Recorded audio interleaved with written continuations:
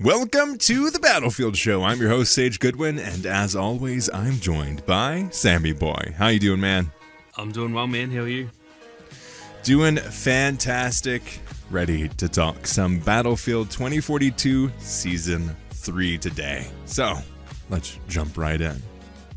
How have you been enjoying it, man? It's good fun. It's another banger of a season launch, as far as I can tell. I've probably played... I just streamed for 2 hours, which I saw you in the chat. I've probably played another 2.5 before that. So probably like between 4 and 5 hours now, and it all feels very good to me. It feels kind of as I expected. Weirdly enough, this game's turned my expectations around in terms of when they drop content like this, I'm expecting it to be good now. Like it wasn't like that initially, where we all had that like reservation of, oh, it looks pretty cool, but like, is it going to be good? When I see the trailers now, I'm not like, oh, I hope it's good. Like I kind of just know it's going to be good because the post-launch content has been solid. It's, say what you will about how much we've gotten, but what we have gotten has been really good. So it's just another, you could almost copy paste my answers from season 1 and season 2 into this one. It's a really solid launch of a season. The content is really fun. I love the new map. Zain feels really fun. Also the aesthetic. I really like a little bit more futuristic sort of feeling to it. Yeah. Which I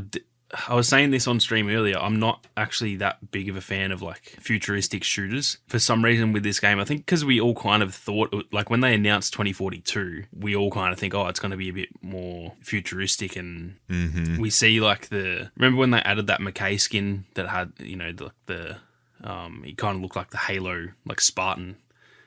Yeah. That was like what we expected this game to be, I think. And so now we're kind of getting that. Like we're getting some futuristic guns, and even like Zain himself, his armor and everything looks a bit more futuristic. So yeah, I really like, that's something I didn't think I'd care about, but I really like the aesthetic of the game. It feels a bit more like Halo in a way. And yeah. I'm down for that.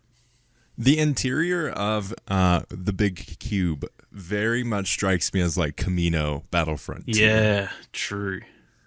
That's a very good comparison, actually. Even just like the color palette and everything, yeah. Right? It's very much, like I think the Swedes just really want to be Star Wars. Yeah. That's what it comes down to. Yeah. But yeah, very much on that side of things. I am really enjoying playing the map. It's very different from what I thought it was going to be. I think the points are very, I wouldn't say they're poorly laid out, but I from the maybe 5 games that I've played today, all of them went very similarly, where as soon as like one side got to a point, that side was always going to win. Yeah, it is a very linear map, isn't it? It's like laid out it's almost laid out in like the breakthrough layout, which I'm not opposed to it, but yeah, I do agree that I like when they're a bit more like circular and there's like a central point and then it's spread out around that. Those are the maps that I feel work the best because it's pretty hard to like push past this. If they've got the center flags, it's hard to like get past that and get their, like B flag, for example. Which to be fair, that's kind of not how you need to play. You just get your own flags in your half, and that's fine. But it's also, I think Conquest is a bit more enjoyable when you can kind of just go for whichever flags you want. I think those are the maps that work the best. So yeah, I agree with that. It's weirdly laid out. I don't think it necessarily makes it bad, but it's like, yeah, kind of the same feeling as you. It's just a bit like odd how it's done. Did you play it on Breakthrough? I did last night, and I love it. I absolutely love it. I figured. I mean, it's so perfectly designed for Breakthrough. Like, that's exactly what you want a Breakthrough map to be. It's very linear, and very clearly you go from this section to this section to this section. Yeah, and even just like the way, like you kind of push into the cube in like the 3rd sector or something, and it's like completely changes the gameplay. It's like you're out in the fields, and then you capture that sector, and you're then pushing into like this crazy chaotic area. I honestly think I would already say I played like 3 games, and I think it's the best Breakthrough map already. Like, it's so good. It's got a few balancing issues. I think the defensive team struggle a little bit. I think it's pretty much always the offensive team that wins. So it's like balancing could be tuned up a bit, but that's always something that's a bit easier to fix than the map just not working. Like there's a lot of the base maps just aren't good for that. Yeah. The balancing is something that can be easily tuned. They can, meddle around with like the respawn timers or even spawns, like put the defensive team spawns closer to the objective and stuff like that. So hopefully that's something they can fix. But outside of that, just the way that it flows really well. I 100% agree with that. This is like, I think as someone who mostly plays Conquest, due to the fact that usually I forget about actually starting a breakthrough match until like halfway through my Conquest mode, and then I forget by the time I'm back to the menu. Yeah.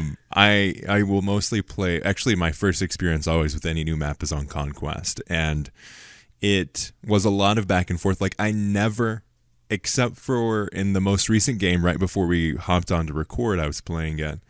That was the only game out of the 5 that I actually got to the enemy's side of the cube. Like, there's 2 cubes. There's one in like the middle of the map, and then there's one near the spawn of the enemy.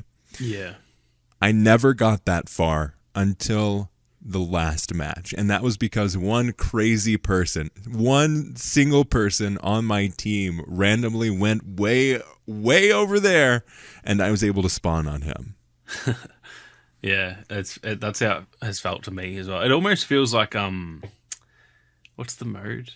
Is it Frontlines? The one where it's like tug of war, essentially. Yeah, it does feel a bit like that, where it's like you kind of stay on your side. In other maps, you'll be you sometimes don't capture the flag that's closest to your spawn, because that's just not how it always works. But in this, it is very much like you're on that side of the map, and that's where you'll pretty much stay, trying to push forward and like get them.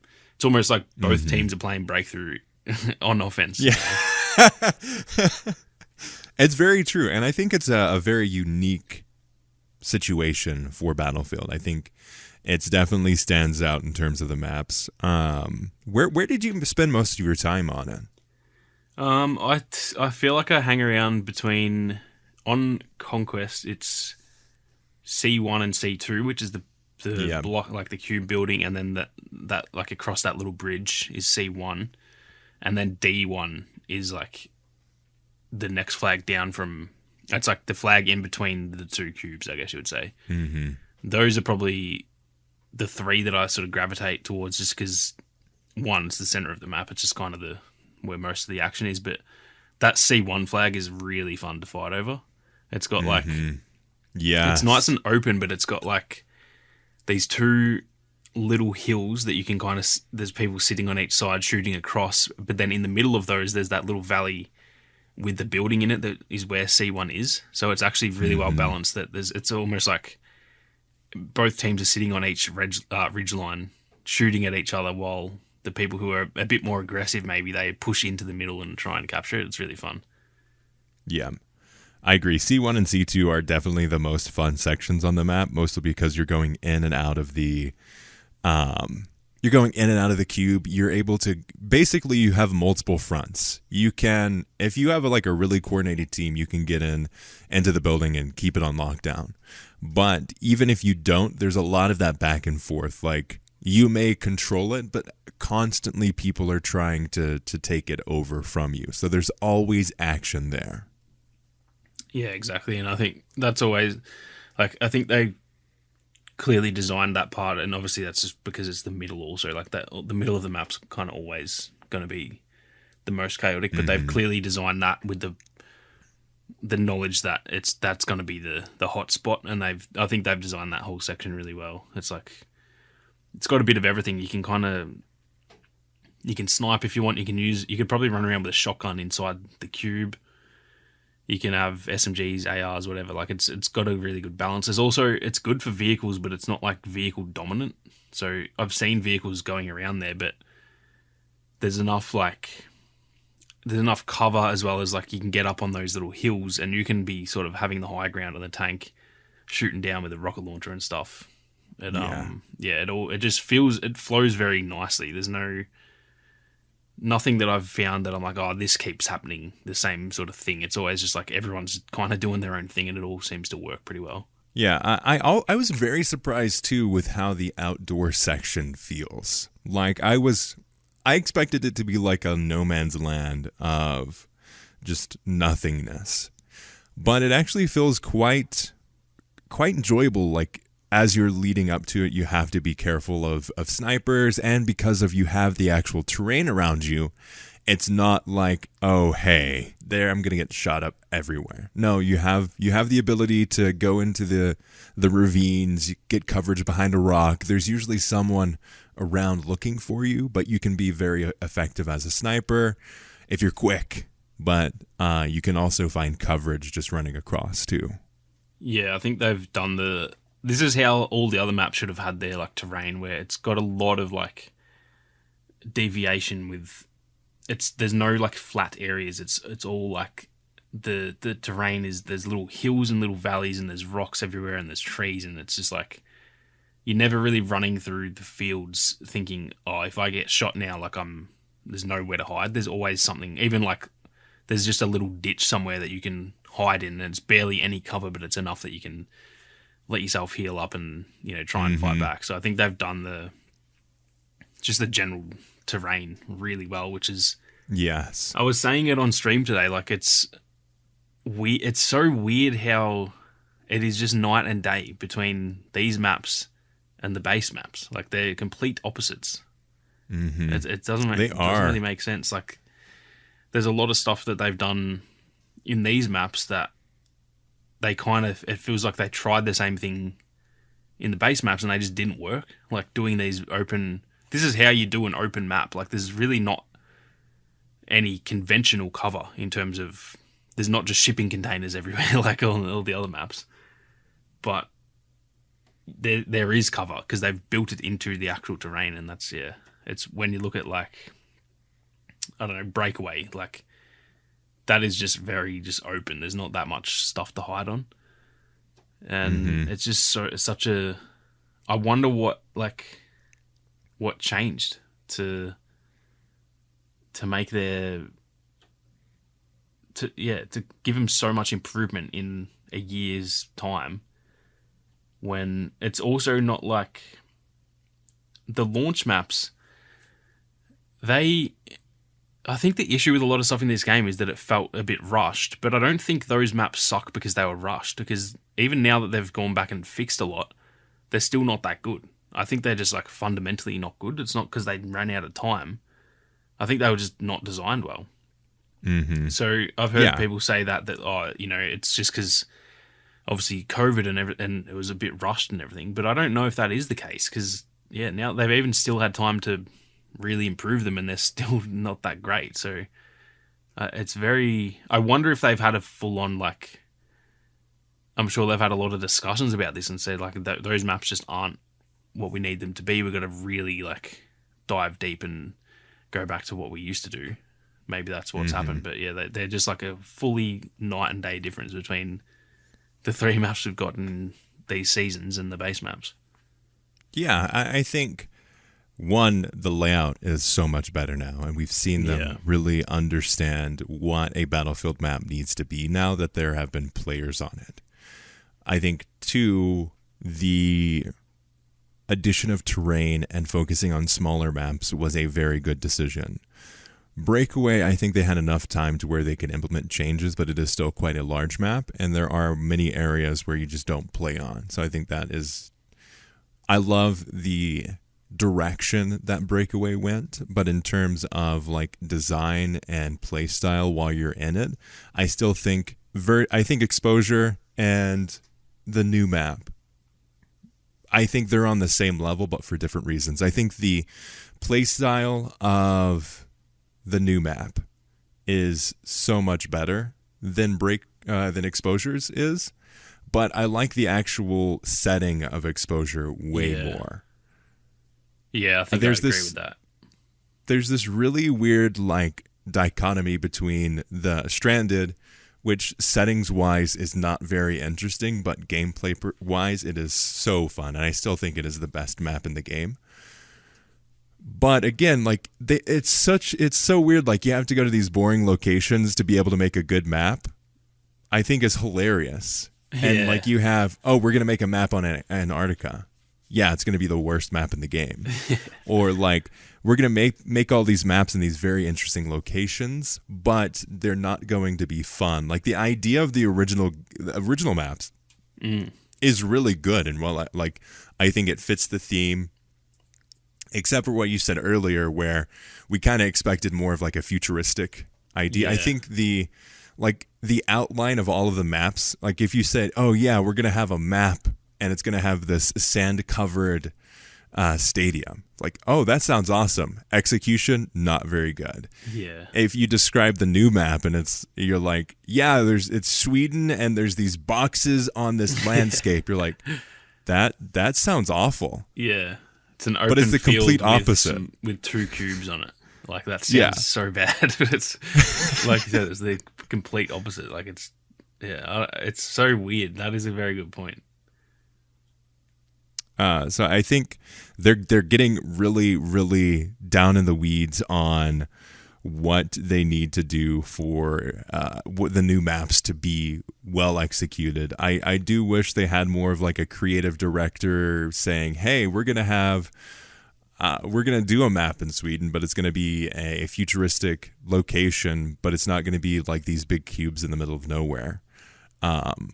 I think there's a mismatch between the two ideas of we're going to have one of the best playing maps in the game, and it's also going to look really pretty, but it's going to be like the worst, like visually, in terms of, oh, hey, the idea isn't very cool, but it's going to play great. Yeah. So I just think it's funny about that. I do agree with that. It's a very, when you look at it from a lore perspective, it's like, why are these buildings there? Because like, and also all of Sweden, why there? There's no like, I'm assuming this is obviously an arms factory, but usually when there's a factory, there's a lot of like shipping, like you got to get that stuff that you're making out to send it places. There's like no roads around. Like, yeah, where the heck is the roads over here? Like, and there's no, I don't know. Maybe there's meant to be. Maybe they fly them out by chopper. There's no helipad. There's no like. It's just like very. It is very detached from. Where reality, are the drones landing? Yeah, I think they're meant to land on the roof, but that's what I mean. There's also no way from the roof to get in. So it's like like there's a big trap door looking thing, but there's no way for humans to do that. But again, it's supposed to be an automated system, but you still have to have humans, no matter like how advanced your AI is. Yeah. So that's my only issue with it, which is like the tiniest thing. I just don't care because it plays well. I don't care what it's meant to be, but when you actually look at it, it is weird that like, there's just these 2 buildings, and if you actually look in the background, there's heaps of these buildings. They're like scattered all throughout the hills. It's like also why are they so far apart? If they're just factories, just put them all. Just make a big like factory, like industrial area or something. Yeah, it's just a weird like weird concept. But again, I also just don't really care. It's just funny to think about and be like, how does it? Because like say the like hourglass, that makes a lot of sense. How like you said, the stadium's covered in sand. That the like concept for that map is so sick. The city like eaten by sand, like that's awesome. With this map, it's just like that we just got some fields and there's a box on it, and that's pretty much it. Imagine this, Sweden. Okay, I'm imagining that. Okay, now imagine a field far away from mountains in Sweden.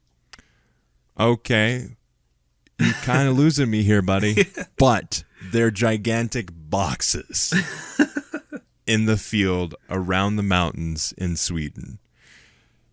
Are they stored? Nope, they're very big concrete boxes, and if someone didn't run into them, they would look weird and just concrete boxes. Okay. And inside is going to be like a Star Wars interior. Okay, you've got me again. That sounds cool. But the 2 boxes are so far away from each other, you'll never see the second one. And everyone's fighting over the first one. Yeah, It's a funny old concept. The more I think about it, I'm really like, my OCD is like, where's the roads, mate? How are we getting here? Yeah. I'm a truck driver trying to get these arms delivered to somewhere else. How am I getting there? Where am I meant? I've been called and how did 128 troops get here? Yeah. How did they find this? It's a funny old thing, but yeah. At the end of the day, like we said, it plays so well that I don't think anyone. Yeah, you don't think about any of this while you're playing it. Yeah, it's until afterwards you're like, that's really weird. What did I just play? And then the next game goes and you're like, oh, sweet, let's do this. Yeah. So I have not gotten the new weapon unlocked. But how's the railgun? It's good fun. It's got a learning curve, I'll say that. It's very unique in that you have to charge it, obviously, to shoot it. So you got to like hold the trigger and it won't start shooting straight away. It does do, in terms of like its damage and all that, it's as good as any other gun. But that side of it, where you kind of have to pick your moments, because if you're running into a building, if you and someone else see each other at the same time and they've got an SMG and you've got that, if you start shooting at the same time, they'll win because their bullets start shooting faster. So I think it's actually really well balanced, because a lot of people were kind of freaking out that like, oh my god, this thing is a one-shot headshot, but it's also essentially an assault rifle when you want to switch to that mode.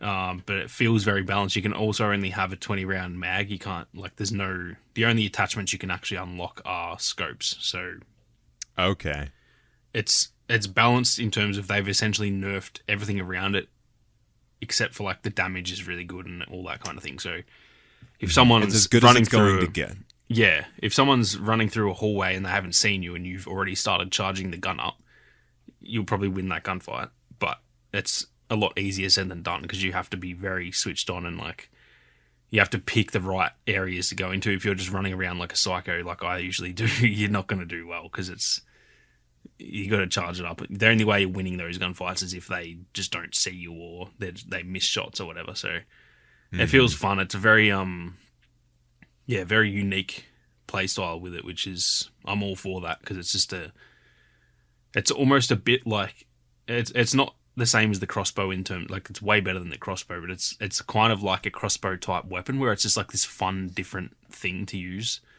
And I'm all for it. I haven't unlocked the shotgun version yet, or the pistol, but I'd imagine they'll be pretty much the same. They'll be really strong in one area, but like they're very nerfed in other areas to make them a bit more balanced. That's what it seems like from all the gameplay that I've watched. I love the look of it. Like, I think it looks so cool, and that standard scope is freaking sweet too.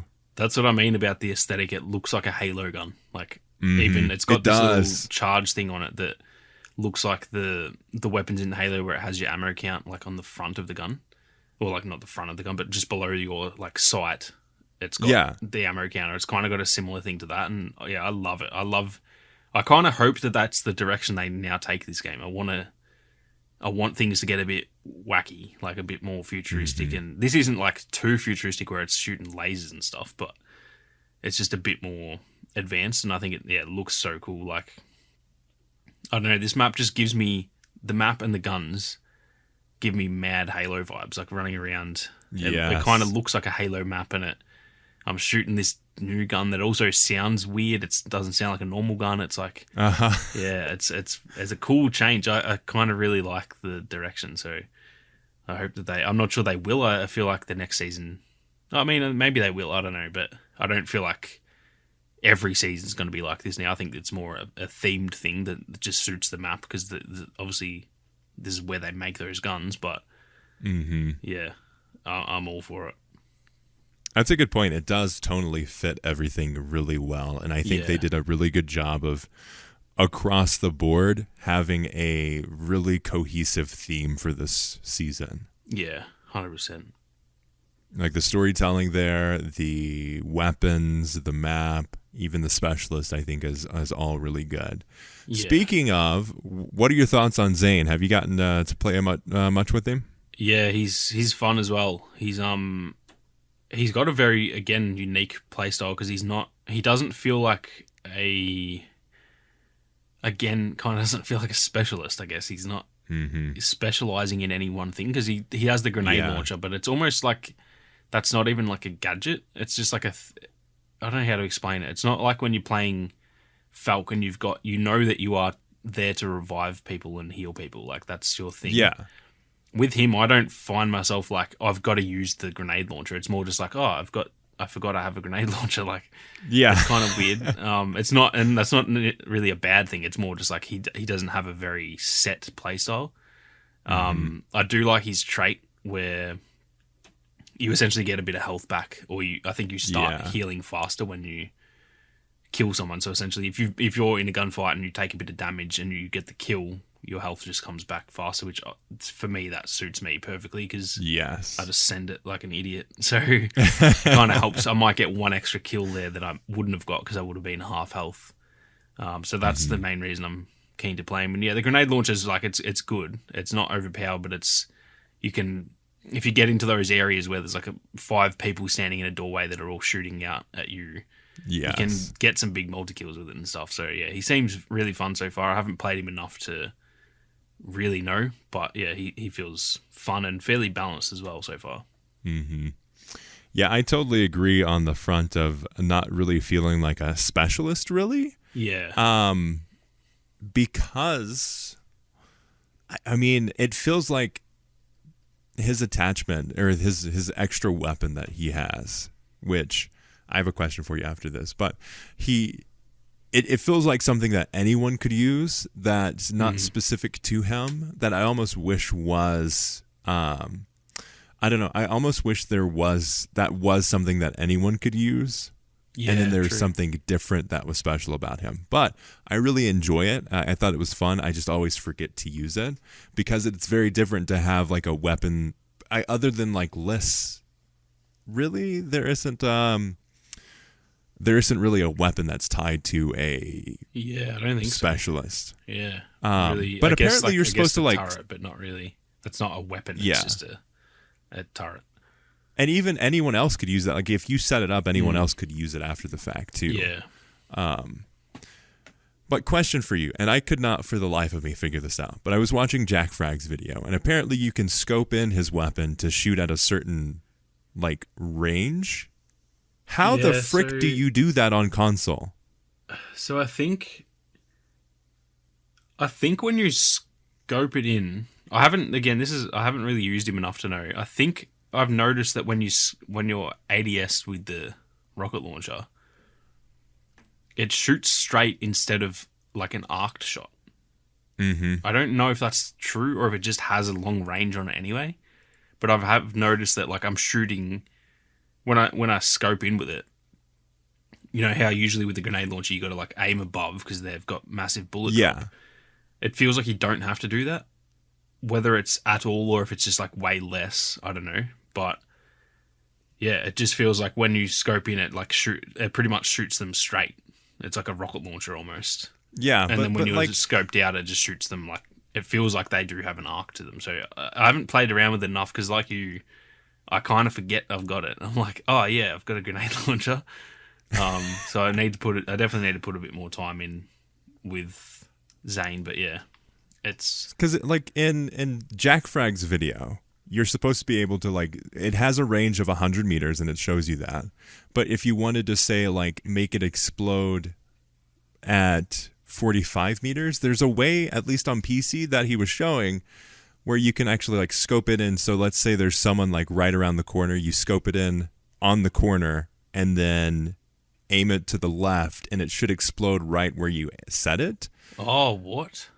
You're supposed. Okay. That's what was going on in his video, and that's what he was saying. But I cannot, for the life of me, figure out how to do it on console. Like every single button combination that I used just did not work.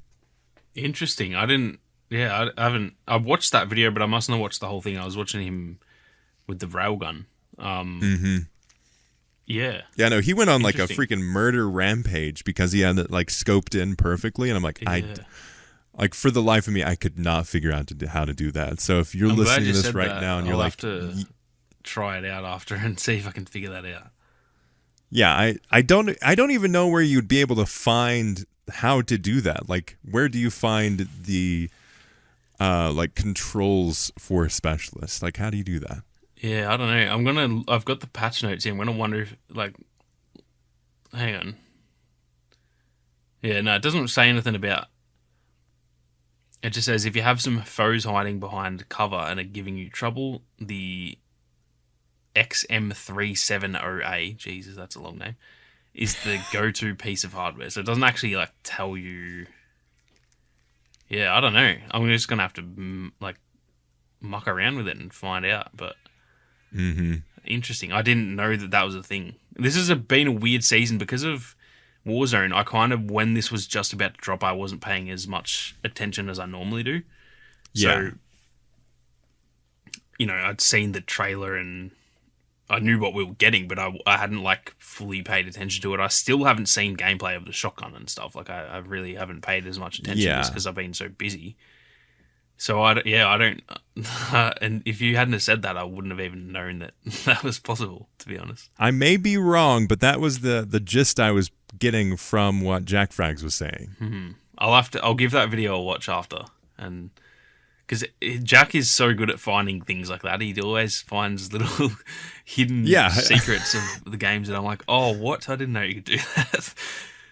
He was also going on a murder rampage with a throwing knife, and I heard in your stream that you're gonna try to do like a 10 kill challenge, and I'm very much looking forward to seeing that video. Yeah, I'm not looking forward to recording that because I feel like it's gonna be very frustrating. 7 hours of gameplay later, I've got it finally. Yep. Yeah. I mean, like you said, I think all of the weapons look really cool. I love just the consistency between all of them. I think they all look really cool. I haven't gotten killed by the shotgun yet, so it doesn't seem like there's a whole lot of people that have gotten that far into the battle pass. I think it's like level 30 something, which is pretty mental. Oh my gosh. Yeah, I think it's 34, and I think the pistol's 28 as well, so it's a long way in. Usually they're like level, like the other one's level 10, I think, which is pretty quick. By the time you've done a few challenges, like it's actually really quick to get that one. But then the way that the missions work, like you kind of get all those done, and then the progression goes really slow for the rest of the week. So it probably will be like 2 weeks until we even see those being used. Yeah, which is more than likely, honestly. Yeah. Because I've yet to see anybody, but I've been recently, like every time I hop into Battlefield, I've been trying new weapons, and I have found a new love, which is the AC-42. Ah, yes. Good weapon. I randomly was like, oh, I don't think I've used this one recently. So I used it, and good gosh, I got like a 5 kill streak the first game I used that weapon. Like, oh my goodness, this is fun. Yeah, it's a very, very good weapon. It was like really busted at launch, and then they nerfed it, and I think it just kind of went into the shadows a little bit. Like people just kind of forgot about it, but it's a good gun. It feels really fun to play. I think it's a really good job of balancing it because it does go through the clip really quickly. Yeah. But it does deal some really good damage. Like if you get a headshot, like yeah, well, it feels like it's pretty much a one-shot kill because of the burst that, like, if you land 1 or 2 to the chest and then the other 1 or 2 to the... In fact, I think it's a 4-round burst, isn't it? Now that I think of it. So. Yeah. So if you land 2 to the chest and 2 to the head, it's a one-shot kill pretty much. You just only have to pull the trigger once to get that kill. So yeah, it's pretty mental. It's a freaking beast of weapon, and it works really good. It works really well in the cube, as I'm just going to keep on calling it, because you can just basically spray and pray. Like one round, I got like, I had like I think 15 kills, and I had like 12 assists from it. Yeah. All I was doing was spraying and praying, and then I would eventually die because they overpowered me, and then my teammate would come and go bap, bap, bap, and then I would just rack in the assists. Yeah, that's how that gun... It's... With burst weapons, I feel like that happens a lot. You either get the kill or, like, you deal enough damage that you nearly get it, and then you just can't get that kill, and then they just wipe... They just steal the assist off you. Yeah. But like I've been really enjoying it. I went from the shotgun to that, and I've been really enjoying it. And I think it's got a good amount of range too. Like I feel like it has a good distance that it can shoot. Like I'd be able to basically snipe with it, and then also be really effective with it close quarters. So it's that really good sweet spot right in the middle. But the scopes that you get on at least the first 2 levels of like the unlocks for it, they zoom in way too much True. for close quarters. Yeah, it's weird because it's good at close quarters, but it's kind of like, it feels like it's made to be long range. So it's like they've geared it towards, here's some long range sights, and it's like, well, yeah, I don't really want it. Like it's good at long range, but I'm not really using it at long range. 80% of the time, I'm not using it for long range. Yeah. It so happens to be really good for it too. Yeah. I've been really enjoying it. It's quite the time, but I've been having a really fun time. Overall, like, what are your thoughts with it? Like, in terms of the other seasons, where do you rank it? I think honestly, this is my favorite because of how themed it is. Like I just, it's the first one that I'm kind of like buying into the season. The other ones, it's like there's a map and there's some guns. This feels like a season. There's like a theme to it. All the weapons are pretty much like the same weapon, but obviously different classes. Zane's really cool, and again, he fits that look as well. I really like the map. I think, especially because Breakthrough, I feel, will become a bit more populated because of obviously Game Pass. Like, I found games on it. I was saying to you last week how like I can't find games of Breakthrough.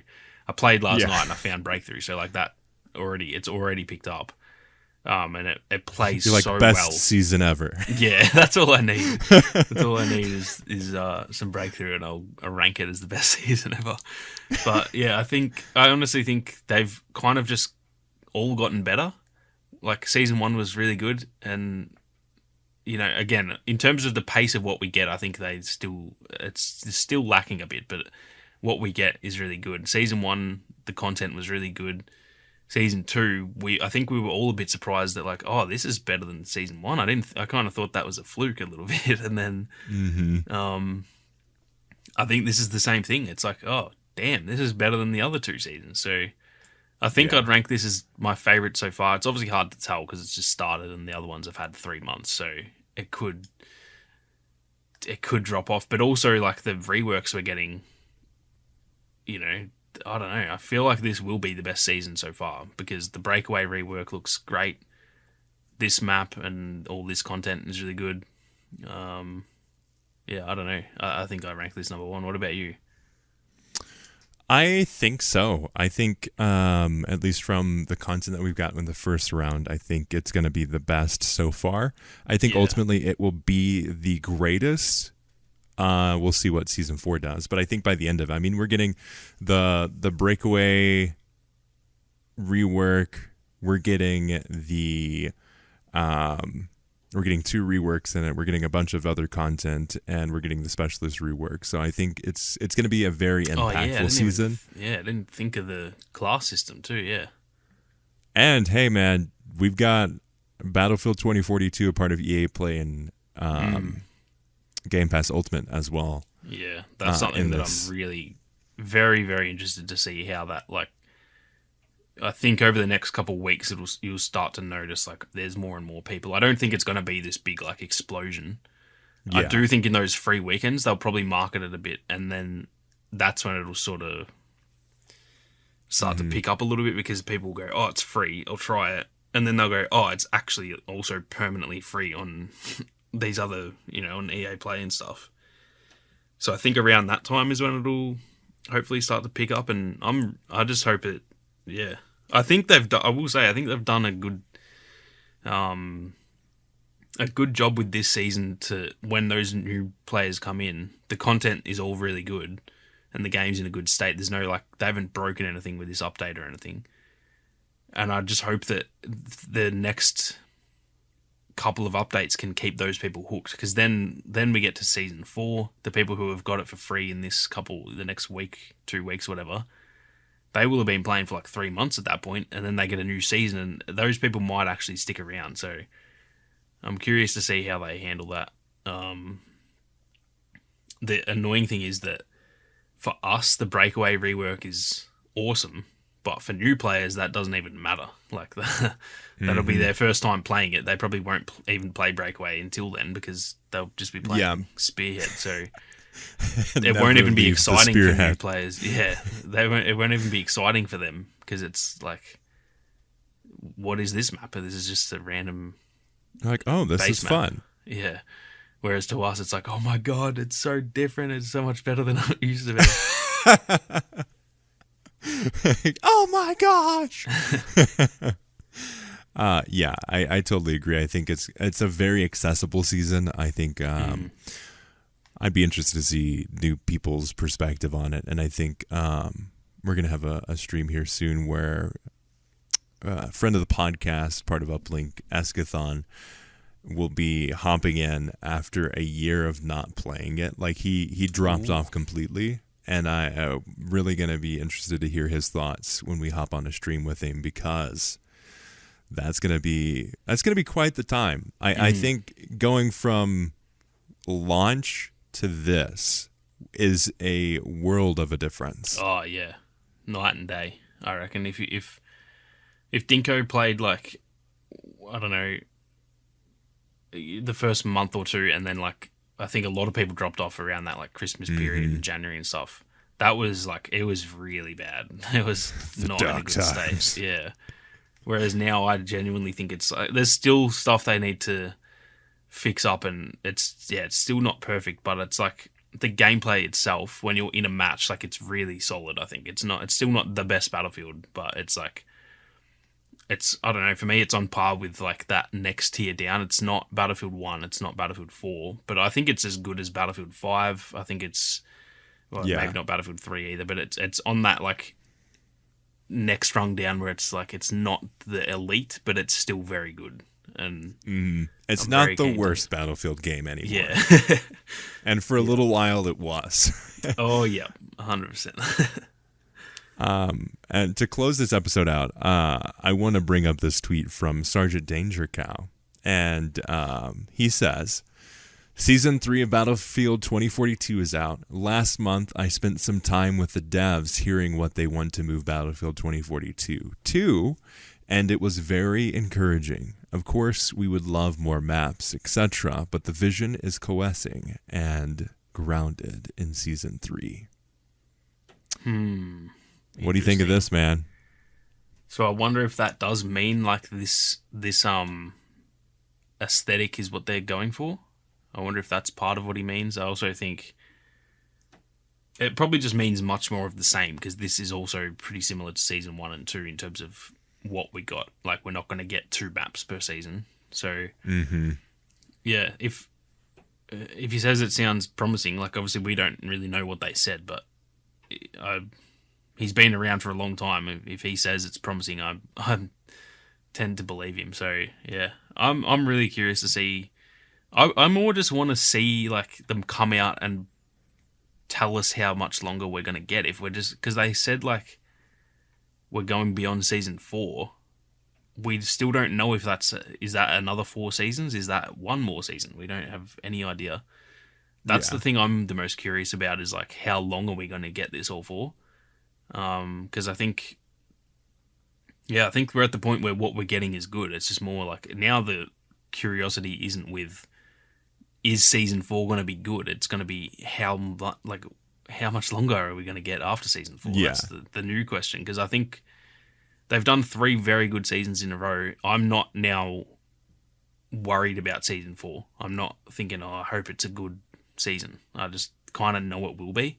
It feels like it'll take them a huge failure for it to not be good, because just they've really set the tone the last 3 seasons. So yeah, I'm not sure what to make of that, but it sounds interesting. What's your thoughts on his take? I think it's good, and I think it's what should have happened much earlier in the process. I think it's ridiculous that it took almost a year before they brought the content creators and community members out to really let them know what's going on. But I will give them a pass because they probably, up until that point, didn't know what was going on. Yeah, that's true. So I think it's good that they're having that conversation, and it's good that they're identifying key content creators, because I mean, we saw all these content creators that are like, oh, I'm near DICE's headquarters. Somehow we're all in Sweden together. It's like, you can't say you're hanging out with DICE and EA peeps, but you're totally doing that. Otherwise, like, why the heck are you in Sweden right now? Like, no offense to the whole country of Sweden. It's gorgeous. But of content creators taking time out of their schedule to not work on content and go to a very cold landscape in October where they have very little sunlight. Yeah. You know, if I was going to go to Sweden, it would be in the summer, not in October. Yeah, exactly. So it's totally like, yeah, we know that you guys are over there for something. And it's good to know that, hey, they are. I'm surprised they didn't showcase it more. Like, hey, we're meeting with the content creators and we're showcasing what we want to do with the next season and beyond. So I think that would have been a huge brownie points moment for them. Yeah, they aren't very good at that, are they? Like, they need to. They're very good at listening to the community, but they don't really give much back in terms of saying that type of thing. Like, yeah, we're, this week we're inviting some creators out to talk about stuff. They keep everything very, very quiet, and I do understand a lot of it is for legal reasons and all that kind of thing. But I don't know, other companies don't. With Call of Duty, they actually everyone that they invite out there, they essentially tell them, it might even be part of the contract, to actually tweet and say I'm next week I'm flying out to LA to meet with Call of Duty and give them feedback on the game and play test it early. They announce it, they make it very public. We are playing the game early, we're giving our feedback. Let me know if you have any questions and we'll ask the devs and all that kind of thing. They make it very blatantly obvious. And I feel like that wins brownie points. Like you said, it's oh, that's exciting. Look at Infinity Ward. They're interacting with their content creators and all that kind of thing. And then with DICE, they're kind of doing the same thing, but they're not milk it a little bit. I don't know. Yeah. Just tell us that and we'll all be like, oh, that's exciting. But they keep it all quiet, and then once we find out, like you said, we knew. I saw Lossie and those boys there, and it's oh, they're obviously there for that reason. But once we officially find that out, we kind of don't care because the season's here. It's oh, well, I don't really care what you were talking about because I'm already playing it. So if they tell us that early, we've got a bit of excitement and hype, and you feel. It feels promising that they're listening to the creators and stuff like that. So yeah, it's weird that just the way they handle those sort of things is just very odd, because they're doing the right things, but they're not make it a bit more public. And I don't know, they just handle things very odd at DICE and EA. They've definitely shifted things so much from Battlefront days, because in Battlefront 2015, that's what it was launch. They developers didn't have their moment. They had moments on all of the channels. Yes, it's cool to see the developer update videos where they hang out and play the game, but that wasn't a thing before. It was, we're gonna go on to Battlefront updates, and we're gonna have an interview where Dennis Branville's on there. We had Dennis Branville on our podcast. We had Paul Kesslin on our podcast.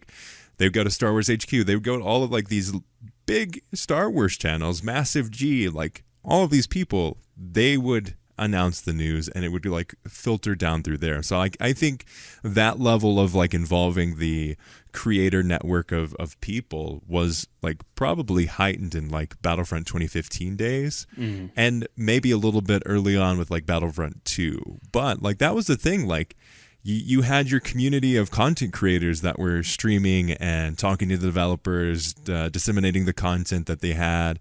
And I think they did a really good job of even like the play, like they would fly everybody up to Sweden, and they'd have like these massive play tests. They'd have a video that would come out.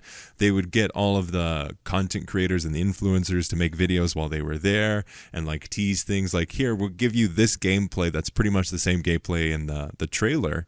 But hey, here's a little bit longer and extended you can use, but don't show any of like the screens while you're playing. But you can have like, oh, I just beat Battlefront updates, or Battlefront updates completely destroyed me. Which is honestly the case because he was insanely good with Battlefront. It's a very, I don't know what's changed in those times, because that's what it was like when I started on YouTube. Like that's what you aspire. Everyone was like, oh, I want to be a game changer, because they get flown out and they get all these early stuff, and now it's a bit like all hush hush. It's kind of weird how that's just changed. And again, it must be legal reasons, but I much preferred how it was. I get more hype from when there are creators covering stuff than if they just release a really sick trailer. Like, trailers are great and all that, that's fine. But when you can hear the people that you actually know and that you watch their content anyway, and they're the ones promoting you the new stuff, and they're talking about it and breaking it down and everything, that's way more exciting for me as a viewer than just seeing a cool trailer and I'm like, oh, that's cool. Like, that's about the extent of my reaction to them. You don't know what else to expect. But when, with these seasons, when you see Jack Frags playing it early, it's like, oh, that's so cool. Like, you want to, and it gives you that itch. You see his gameplay, and then you want to, you have that urge to play as well, and it makes it way more exciting. So they really should. They've kind of done it with the season launches, but just in general stuff, they haven't. Give the creators an early access to the class system and give a early prototype of what that could look like and stuff. Do it with all that kind of thing, rather than just like the actual season launch, and then that's pretty much it. Yeah, I totally agree. I think there's a lot of strength there, but I think just in and of itself, having the content creators like Sergeant Danger Cow, like Lossy, like Westy, and like all these people that go up, and DICE are like, hey, here's this, and they're like, okay, that's really good. Also, that's not good. That has potential, but not really. Like, gauging their response in person, and to be able to have those conversations of like, I love your, basically they're going to be the, I love your enthusiasm, but go work on this side of things. And I think it's going to be perfect. Yeah, because that's the thing, that they just need that initial, which, to be fair, with the content they've put out, I don't think they have really needed that. I think it's actually been really good content. But say with the launch of the game, you do need that, like, a bit of a humbling when you make something, and you kind of need someone initially to be like, well, this part's good, but you could do some more work on this bit. And they kind of shied away from that a little bit. It always makes the game better when you just get people in and just say, give me your honest feedback, where, I'm a big boy, I can take the feedback, just tell us. And they might initially be a little bit hurt by, oh, they don't like this part of it, they don't like that part of it. But then a few days later, you digest that and you go, okay, I've had this idea. What if we do this instead of that? And like, that always makes the game better, like, every single time. So it's something that, I think we've talked about this recently, that it's confusing why they didn't do that. But it's good to hear that they did get Lossy and those boys out there, and I hope they continue doing that. Like, it's just always a good idea. I don't see any possible downside. It's worth paying for their flights to get there and stuff. It cost them. It's $1 billion company. They don't need to worry about money. Yeah, and it's worth the feedback, because those creators, especially, I mean, any creator who has a platform, they always get so much feedback from their own subscribers. But then people like Westy and Lossy and Jack Frags and that, they have been playing for so long that they know the game as well as the developers, like if not more, because this is a pretty new. There's a lot of new people there. Mm-hmm. Who's to say Jack Frags doesn't know the game better than 90% of the devs? Like, he's probably played it longer than any of them have. So, well, not any, but, you know, a lot of them. Yeah. So get those guys in there, and just because they're a content creator doesn't mean their opinion is perfect. At the end of the day, it's still an opinion. It doesn't mean that they are... everything they say is an absolute fact. But if you get a bunch of people's different opinions on it, you kind of can start to form... a general consensus of what's good and what's not. Yeah. And yeah, I don't know why they don't make the most of that, especially since they have that.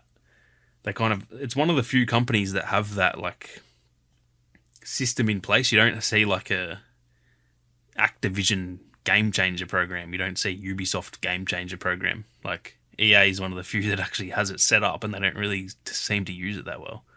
Mm-hmm. Yeah, like they have a whole arm that they recently rebranded, and I haven't really seen anything really come from it. Mm-hmm. Yeah, it's weird. It's weird that since the rebrand of that, it's been way more quiet than it was. Like it seemed like it was going to ramp up, and it was like, oh, this is exciting. Way more people are going to get invited to these things, and they're going to use it properly. And then it's like, nope, we're going the opposite. We're not. Yeah, involving anyone. Yeah, and I think I don't think J-Dot is working on that side of things anymore either, at least from Battlefield's perspective. Yeah, I think recently he said he moved to a different game or a different unit or something like that. Yeah. So I think there's a lot of value that can be gained from... Yeah, he's a creative lead at EA working on new games now. So he's no longer working on that side of things. And I think it definitely shows, because I think he was doing a really good job with a variety of different aspects of tapping into that network of content creators and using it. He seemed very in tune with it. Like because he also, you know, he streamed himself. So I think he understands both sides of it. He doesn't just understand it from the business, but he has streamed himself. He understands what it's like to work